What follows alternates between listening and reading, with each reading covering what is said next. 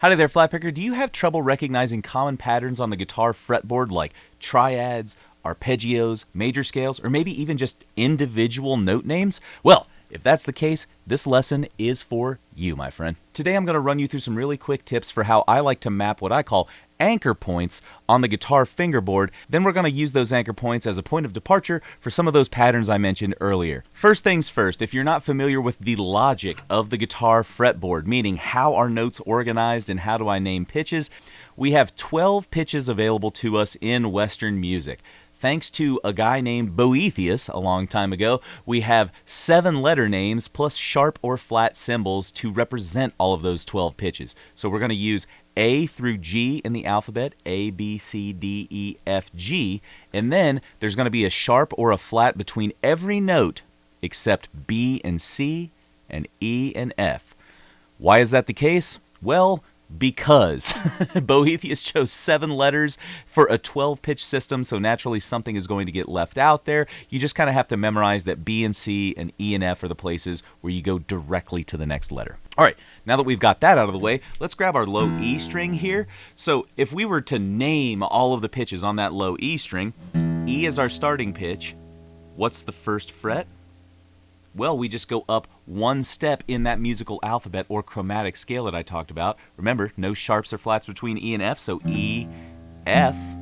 Then we've got F sharp or G flat, G, G sharp or A flat, A sharp or B flat, B, C, C sharp or D flat, D, D sharp or E flat, and then back home to E. You'll notice that the 12th fret, the one typically with the double dots on the side of your fingerboard, is when we get back to home from the open string. That's why the double dots are there to signify that. That logic can be applied to all 6 strings on the guitar. So you could go up and name all of the pitches on every other string using that same logic. A sharp, B, C, C sharp, D, D sharp, E, etc. One huge mistake that I think people make, though, when they are trying to map the guitar's fingerboard is to map it this way, starting with the open string and just memorizing every pitch up the string. It's kind of like back in my generation when they made us memorize multiplication tables. We don't actually learn how the numbers work at that point because you're just memorizing a series. So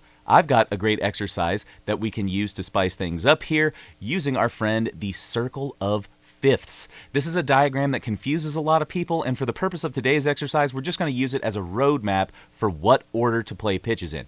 So we're going to start with any given pitch on the circle of fifths and then move counterclockwise around that diagram. Why are we moving counterclockwise? Well, when you start on a pitch and then move to the next pitch counterclockwise, that simulates a 5-1 kind of motion in music. So for example, if we start on G and then look counterclockwise, the next note is C. In the key of C, C, D, E, F, G. G is the 5. A 5 chord sounds really good going to a 1 chord. So when we do these note mapping exercises, the 5 note is going to sound really good going to the 1 note. If you don't understand any of what I just said, just know that what I'm giving you here today is going to sound good. It's arbitrary. You don't need to think about it more than that. So if you look here on my screen, we've got this great circle of fifths diagram that my buddy Michael Armijo Wolf made for me. Thanks, Michael. Let's go ahead and start on this E here. Then we're going to go ahead and move counterclockwise around the circle, naming all of the pitches. We won't go through all of them, but you'll see the logic of the exercise. All right, I'm going to get my metronome pulled up here at about 80 beats per minute, and we're just going to play a fun little rhythm on that E note. Da-da, da-da, da-da, da-da. Really simple, just 2 eighth notes. The next thing we're going to do is, without breaking time, we're going to play 4 of those eighth note patterns on our E note, then move to the next pitch counterclockwise in the circle of fifths. In this example, that would be A. So before we start, let's kind of map out what is the distance from E to A. Well, E, F, F sharp, G, G sharp, A. Cool. So by my calculation, that's 5 frets up from the open string. Now, what happens when we look at A and we're moving to D? Well, 1, 2, 3, 4, 5. There's a D note. We go up 5 frets from there to get D. Then the next pitch after D is G. 1, 2, 3, 4, 5. We could do that one or go down here, but yeah, go to that G. you're starting to see the logic of this pattern. So each time we move left or counterclockwise on that circle, we are going to go up 5 frets, or when we run out of space, we're going to go down 7 frets. D, 1, 2, 3, 4, 5, 6, 7, G. I know that may take you a minute to wrap your mind around that logic, so go ahead and hit pause right now and map out E to A and A to D. Let's go ahead and grab that simple rhythm. Starting on E, we're going to work our way around the circle of fifths until, let's say we get to F. Ready, play, da-da, E. E. A. D.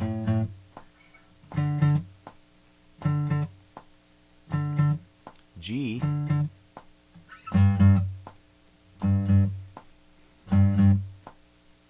C.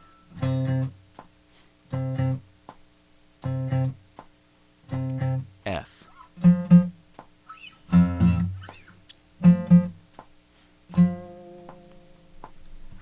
So that's just a small sample of what you can do to start mapping the fingerboard. By randomizing the pitches and not going up one individual pitch chromatically, we're stretching our understanding of the guitar fingerboard and learning how to measure larger distances, which is what we're going to have to do in real time when playing songs anyways. So now that you know how to map pitches on one individual string, let's talk about how we can use octave and fifth patterns to start putting those pitches across the strings.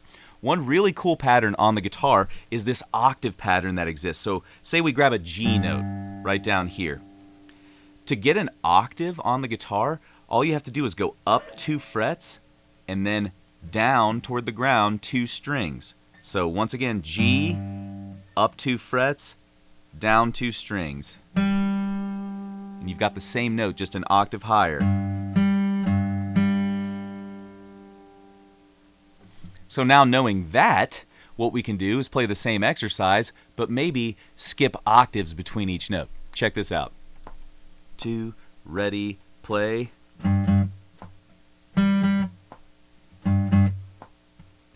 C.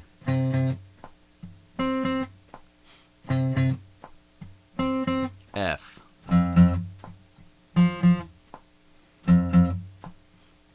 B flat.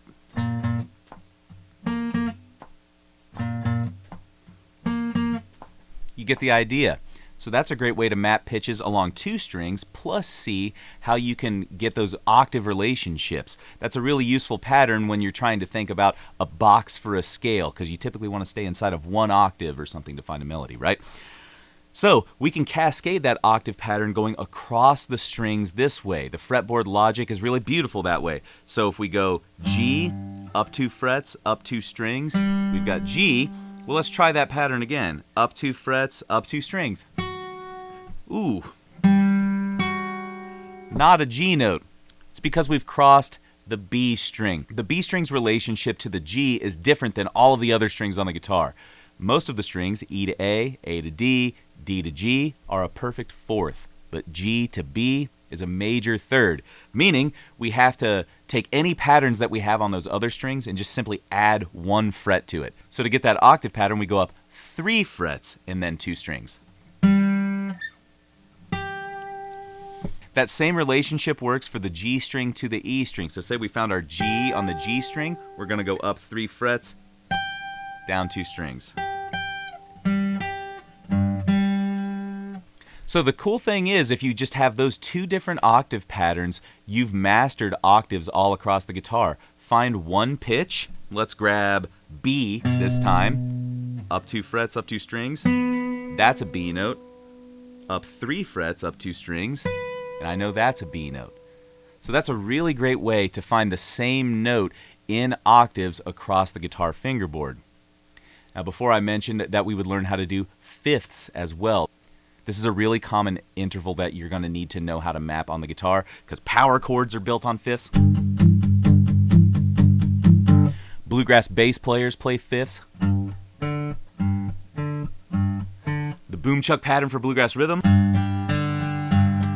all uses a fifth.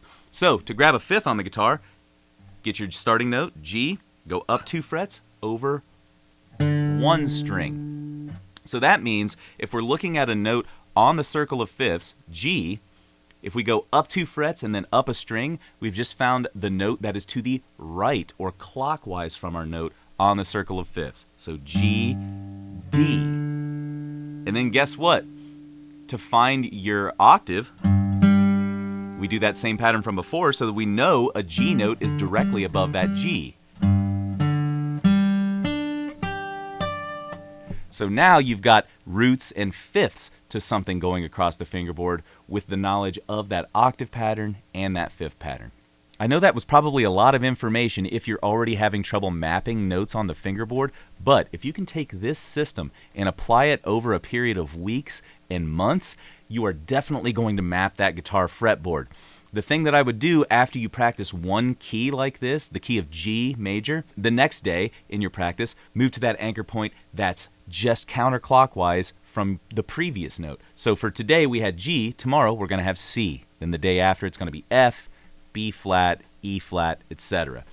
I know that that may seem challenging once we get into all those flat keys, but really, my friend, that is the stuff that's going to challenge you and really fill in that mental map of your guitar's fretboard. So you might be thinking to yourself right now, this is completely overwhelming. I don't know if I'm going to be able to stick to this or put it into my own personal practice. Well, you are in luck, my friend, because I have a 6-week course called Fretboard Freedom that is designed to take you from mapping your first anchor points on the guitar all the way through mapping major and minor pentatonic scales on the guitar. In those 6 weeks, we're going to get a chance to really slow down and dive into this work in depth. You're going to have 6 live classes with me, plus 6 live Q&A calls so you can ask me all of your questions about the material from class that confused you. So 12 live calls total, plus access to video replays of the course for your entire life. Sounds pretty great, right? If that's something that interests you and you want to dive into learning the guitar fingerboard, go ahead and check out that link below in the description to sign up for Fretboard Freedom. Like I said, it's a 6-week live with you course. And did I mention that the cost of each class is less than 1/3 of the cost of a private lesson with me? It's a great deal. So go ahead, check out that link below in the description to Fretboard Freedom, and drop me a comment below if you have any questions about how to map notes on the guitar fingerboard using anchor points. All right, my friend, thanks so much for checking this one out. Catch you in the next one.